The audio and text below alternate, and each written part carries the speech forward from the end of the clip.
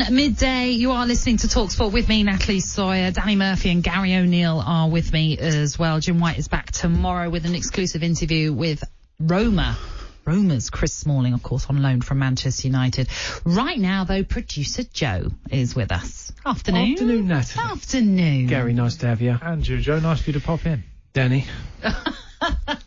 Oh, Danny, are you resigned to not looking forward to this story? No, I always enjoy whatever Joe has to say, because generally it means that I can have a good debate or argument. Oh, okay. Well, I think you might like I did agree this with you one. Was it last week we were agreeing on? We agree on a lot of stuff, mate. Yeah, we do actually. Well, I've got a bit of a history football quiz for you, but after I've done a little interview and I'll explain a bit more. So, if I was to ask you about the history of football, would you know its?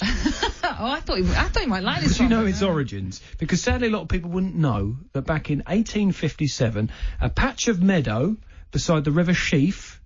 Where's that, Danny? Do you know that? I'm glad you asked, Danny. No.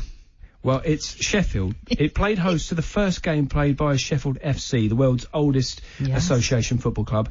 So, I know what you're asking now, Danny. Is that patch of meadow still there? Yes, it is. Now a cricket club. Well, no, actually. No, it was a cricket club. It's actually a B&Q store. I'm just guessing.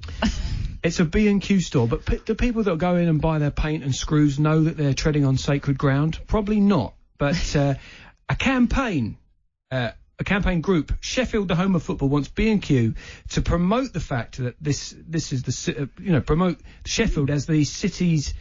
For goodness sake, what's Joe, the site get me of the first game? It's the site of the first ever game. It's history, and they want B&Q to put up a plaque and put up a sign that says that'll get people in.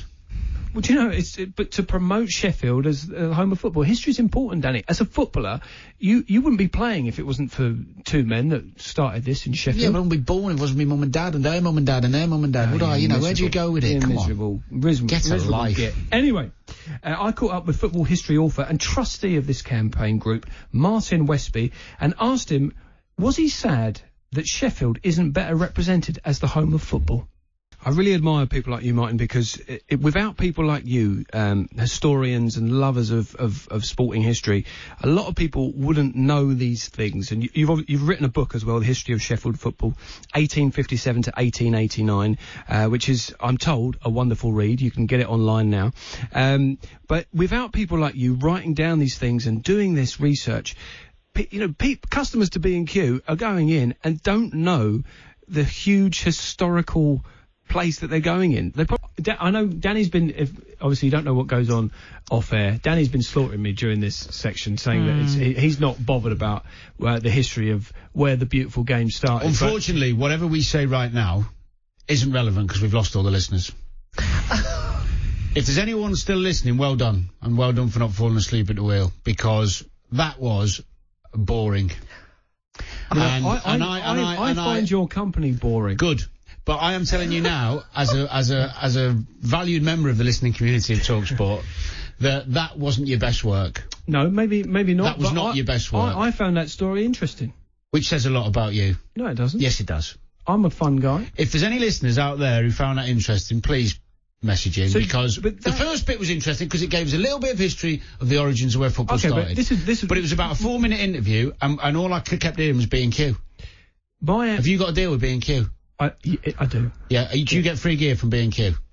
I get free paint. Do you get a discount? Yeah. Yeah, well, that's that. I knew it. No, I don't. Really Stop being so stupid. I just think there's an arrogance that you clearly have here, Dan, that you played the game, did you not? Yeah. Do you not love the game? Yeah. Is it not important where these things come from and how it started? I just said the initial sentence, the initial bit of history was... So it's just the interview you have a problem with. I'm surprised we don't know where football started. I think that is a surprise that generally people don't know that it started in Sheffield, because I never did. I've played it all my life. I didn't know that football started in Sheffield. I mean, we know the home of golf is St Andrews in Scotland, so there are... Yeah, exactly. But I think we probably missed the boat. If there's a B&Q there, they probably should have done something about it before the B&Q went That's up. a good point. You know what I mean? Like, they're never going to turn St Andrews into a B&Q, are they?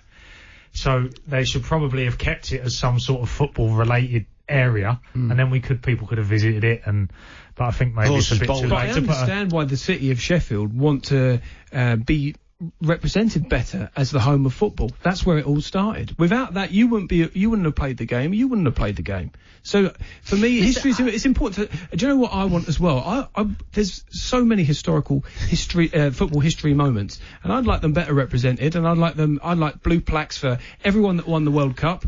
Where did Bobby Moore live? This was his house. Let's have a blue plaque for that. Let's respect the history of Listen, football. I understand, and I think the sentiment is great, and actually would be quite nice to have a place is where the home of football began. He's got some backing on Twitter. He has got some backing on Twitter. So have I. It's mixed bag. It is a mixed bag. But let's just remember, though, Danny, this Thursday is a very important game for England. 1,000th England match. You'll, of course, know, Danny, that you were the 1,113th player to play for England. And you can't say that you haven't done interviews on this leading up to this game because you've spoken of your pride at playing for England. Yeah. And therefore, you can go back to the day at Sheffield when football was formed, that first game began, and you can actually... I did say in all of this, and joking aside, that the first bit, it is strange that we didn't know that, but the first bit of knowledge on it is where it was and when it started. Do you not feel saddened, though, but it was the elaboration on top of it?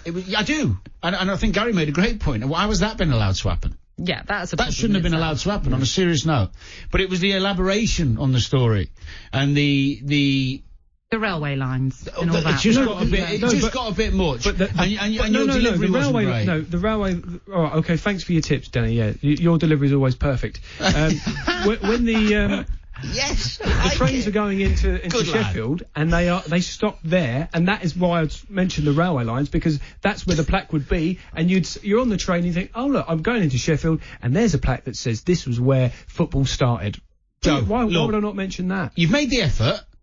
You've had a good go at finding a bit of history, A for effort. But sometimes all of us, including myself, you come to the table with something and you think it's going to go all right.